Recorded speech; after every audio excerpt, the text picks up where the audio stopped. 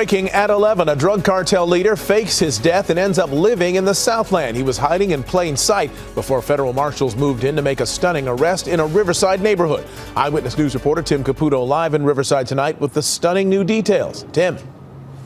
And Mark, everyone truly shocked by this. This was a pretty elaborate plan, too. He faked his own death in Mexico, left the cartel, fooled those Mexican authorities, only to sneak into the U.S. to live a life of luxury, of all places, here in Riverside. It had worked out until the DEA and his plans all caught up with him.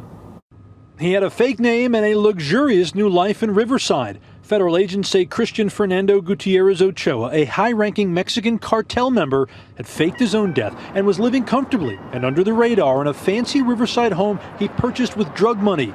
A shocking revelation for everyone in town. It's crazy because it's like you probably walked by this guy, right? It's scary, you know. We never even knew that there was a drug cartel member, you know, among us and stuff. That's real scary, you know. The DEA tracked him down this week, a major bust of a key member of one of the most violent cartels, the Jalisco New Generation Cartel, or CJNG.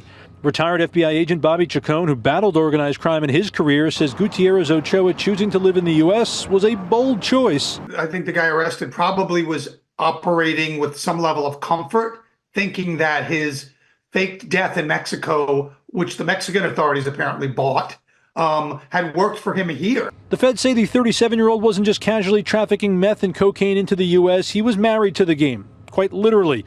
He's the son-in-law of the man known as El Mencho, the head of CJNG, who apparently helped Gutierrez Ochoa fake his own death and sneak into the U.S. so he could be with El Mencho's youngest daughter. Chacon says even if Gutierrez Ochoa intended to lay low in Riverside, just living here brings the potential of violence. Having somebody like this in your community is always going to be a danger.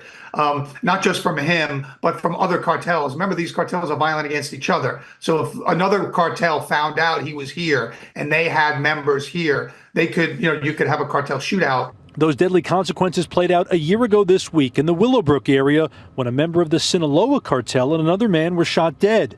Gutierrez Ochoa is accused of trafficking 44 tons of meth and nearly 2.5 tons of cocaine into the U.S., but how much impact a single arrest has remains to be seen. I think arresting a guy like this makes a dent. But remember, it's a very big car and a very small dent.